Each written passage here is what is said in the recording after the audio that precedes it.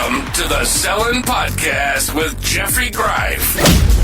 Jeffrey has spent more than 45 years in sales and marketing. And for more than 25 years, he's presented sales seminars from large corporations to small businesses, as well as teaching university students all about the pride and passion of sales.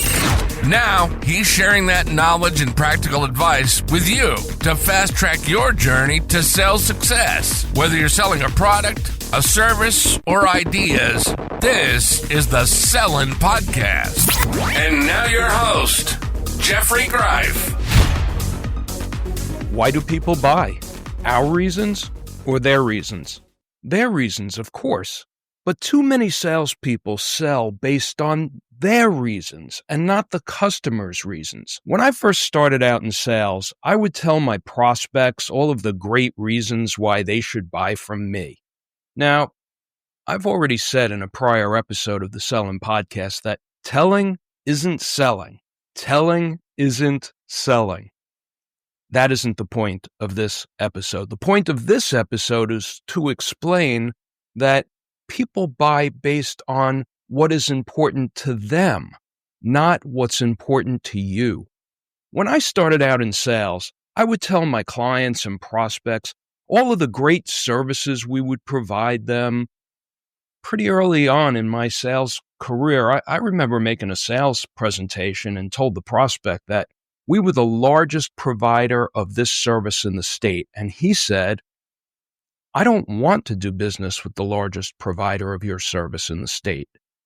I want to do business with a small local provider of your service. My presentation was dead. I soon got to thinking that people don't buy based on what I think is important. They buy based on what they think is important.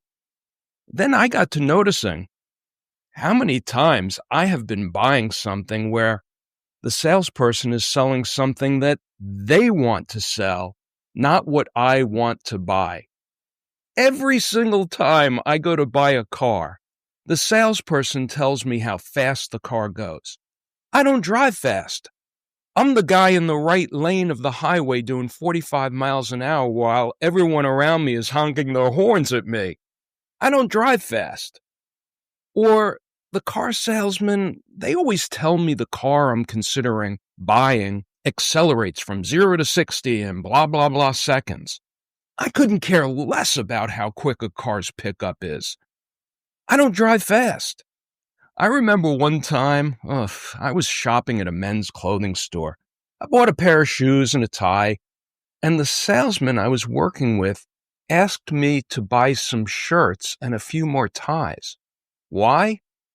Not because he asked me what I needed. It was because he said it was the end of the month, and he needed to sell more items in order for him to reach his sales quota. How embarrassing. That's pathetic. I never walked into that store again, and by the way, that store closed. No wonder. Their salespeople were more interested in themselves than they were interested in their customers. People buy based on their reasons, not the salesperson's reasons. Think about the last time you made a purchase of anything. Think about why you made that purchase. What was it that was important to you? What were the emotions you felt before, during, and after you bought the item or the service? Was it to meet your needs and desires, as small or as large as those needs and desires may have been? Or was it because the salesperson told you that you needed to buy, even though you didn't want to buy? Of course, it was because you believed that you needed that product or service for whatever reasons you had. And remember, as I have mentioned in a past episode of the Sellin' Podcast, people buy based on emotions, not really logic. I once bought a very expensive car, a Lexus, because I fell in love with the steering wheel. Ridiculous, but true.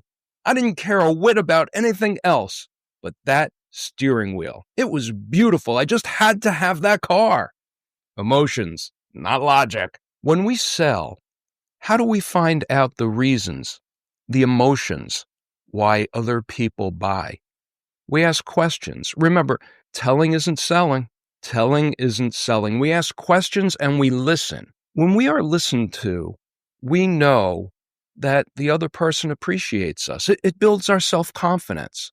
When you're a salesperson, ask questions and listen. There is an old saying, we have 2 ears and 1 mouth, to remind us to listen at least twice as much as we talk. Sometimes I have to laugh to myself when I'm out to dinner or lunch with clients or friends or family, and I see that I finish my food much quicker than anyone else at the table. Why? Because I'm asking questions. I'm interested in other people, and I'm listening. I'm interested, and they're doing most of the talking. Ask questions and listen. The customer will know that you care. You will develop rapport, trust. As I have mentioned in previous episodes of the Sellin' Podcast, dress for success, be confident, be prepared. Have prepared, memorized questions so that you can identify your customer's needs and wants and emotions surrounding the purchase decision. Educate them so they will make the very best decision and guide them along the way to the very best course of action for them to take. Not what's best for you. It may mean that they don't buy what you are selling. It's okay, regardless of whether they buy from you or not. You'll have a trusted relationship with someone that at some point may lead to future business for you. And if not, you did the right thing. It's okay. Take the time to write down some questions to ask your clients or prospects in order to learn more about their concerns and identify how to best serve them. I recently bought homeowners and car insurance. These are some of the questions that this professional salesperson asked me. He asked, "Who is the insurance company that you are currently working with? Have you had any recent accidents with your cars? When was the last time you had the roof tiles replaced? Have you had any homeowners claims in the last 5 years? Did you know that if we increase your deductible to a very reasonable amount, your car insurance premium will be reduced by thousands of dollars per year?" Think I was interested when he asked me that question? I was. He also asked, "Why do you want an umbrella policy?" When I told him you recommended that for just a couple of $100 more a year, he could provide me with an additional $2 million of coverage. Think I was interested? I absolutely was. This salesperson saved me thousands of dollars per year in car insurance, and while my homeowner's insurance premiums stayed about the same, he increased my coverage by about 130%. Think I was interested? I couldn't wait to give the salesperson my money. When I present to a client or a prospect, I always ask them questions about who their current supplier or provider is, and I ask them why. I ask, who makes the purchase decision at your firm? Who influences the purchase decision at your firm? Sometimes I find that the person who I will be working with isn't the same person who decides to use the services provided by my company. Yes, very often, one of the partners of the firm who makes the purchase decision isn't the person who I'll be working with. It's the associate who uses the service and who will be working with my company. I have got to know that. I'd never know if I didn't ask. And I always ask my clients and prospects this question: tell me more about your business and how I can help you to grow your business. I find this a very important question. Tell me more about your business and how I can help you to build your business. People love talking about their business. I know I do. And this question shows that I care about them, that I have the resources and the clout and the network of people who are important in building their business. I always have several questions memorized to help me to understand how to serve the client or the prospect. Yes, even those people who will never send me any business. It's fun for me, and it's a great way to go through life, helping other people to build their business, whether they do business with me or not. We ask questions and we listen, and we use our creativity to help other people, and we sell the benefits that people need and want. Remember, people buy the benefits, not the object or service that we sell. When people buy a drill, for example, they don't want a drill, they want a hole. People don't want to buy insurance. They want security for themselves, for their family, for their business.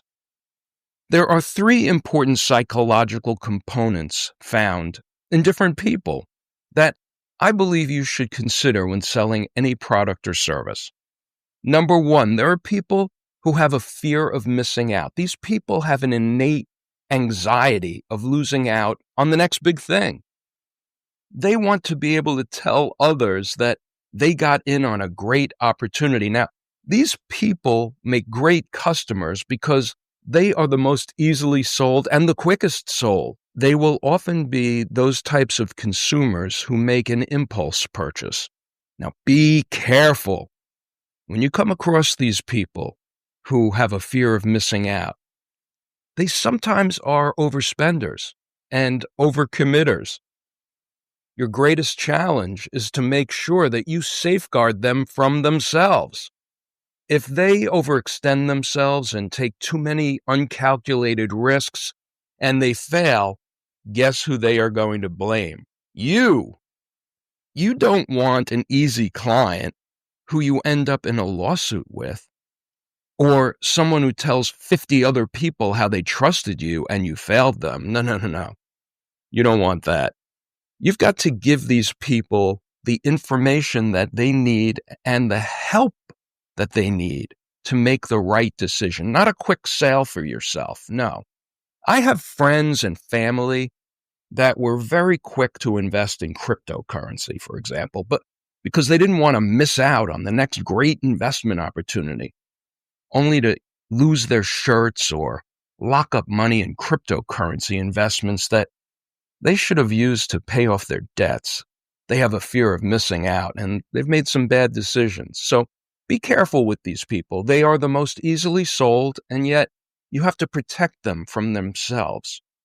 Number 2, these are people who have a fear of loss, fear of failure. Some people have an anxiety of loss rather than the risk on an opportunity of gain.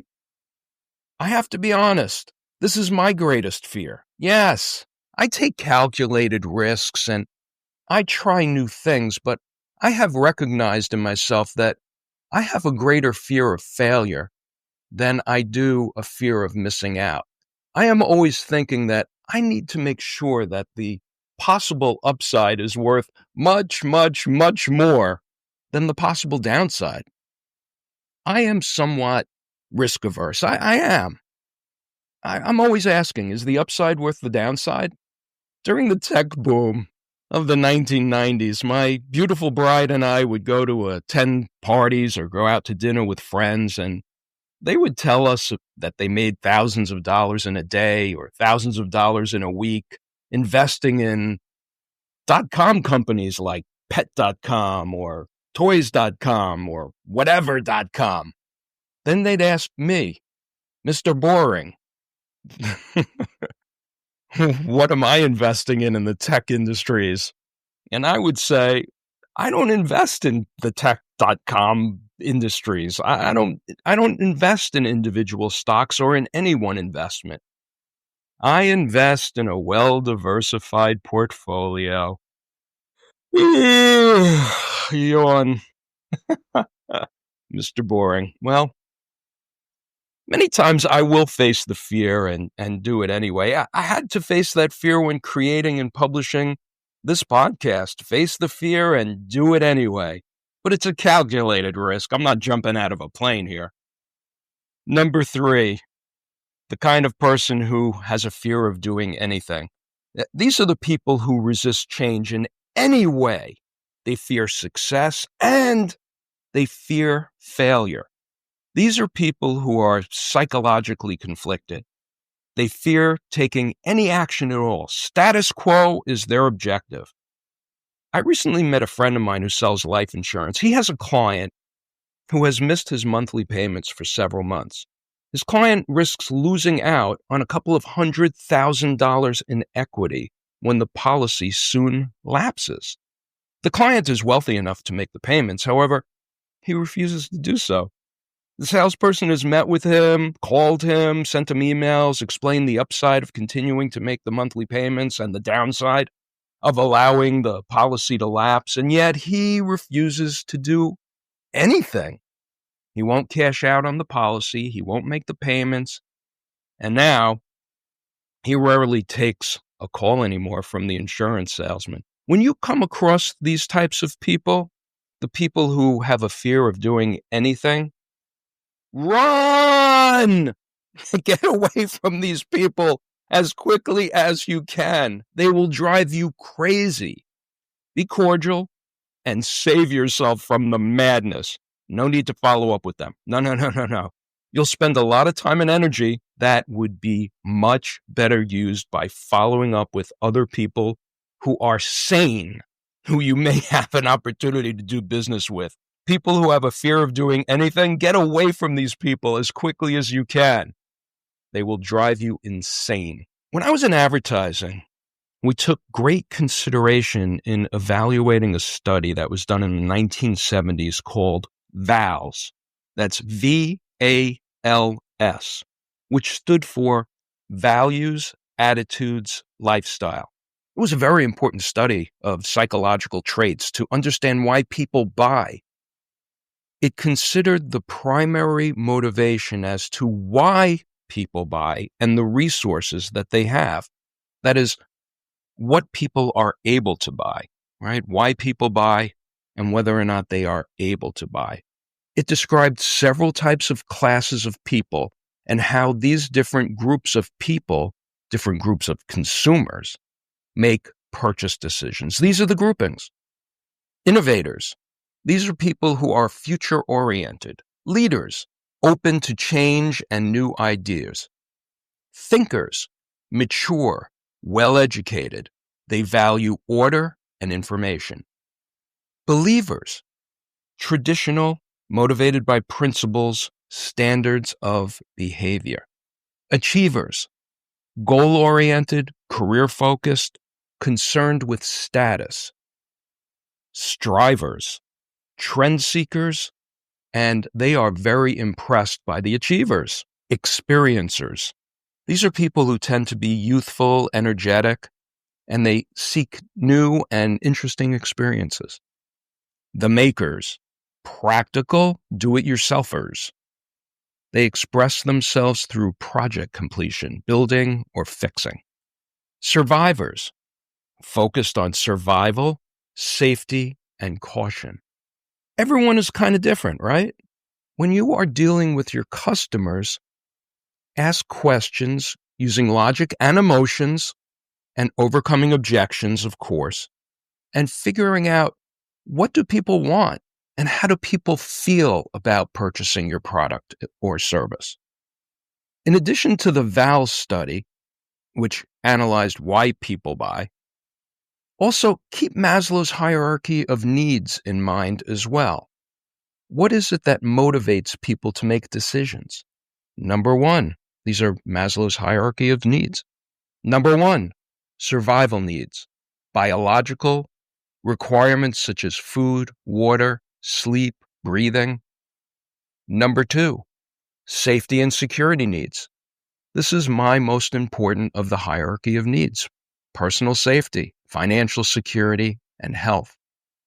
Number three, love and belonging. These people want friendship, trust, sex, community. Number four, self-esteem, confidence, achievement, status, confidence, right? Confidence, self-esteem. Number five, self-actualization. These are people who are interested in personal growth, purpose and meaning, creativity and expression. This is one of the reasons why I created the Selling Podcast. I want to share my experience and lessons with you my brothers and sisters on the path to success in sales so that you can live a much more successful and fulfilling life. And therefore, I can feel much more self-actualized. I will include a link in the Sell-In podcast show notes for you to gain access to the Val study and Maslow's hierarchy of needs analysis. You should keep both of these studies in mind when creating your questions for your sales presentations and meeting with clients and prospects. The focus of your sales efforts must always be on the client and prospect. What are the reasons why they buy? What do they believe will benefit them the most? And how can you help them to be more successful in business and live a better life? Now get out there and sell. We hope you found this episode of the Sell-In Podcast helpful and of interest. Please make sure to like, rate, and review, and mention this podcast to a friend or a business associate. Have a comment about this podcast? Have a topic you'd like Jeffrey to discuss? Feel free to contact Jeffrey directly at jeffrey@sellin.net. He'll read and review every one of your emails. That's jeffrey@sellin.net. .net as in networking for success in sales. Now, take what you've learned today and get out there and sell. See you next time on the Sell-In Podcast.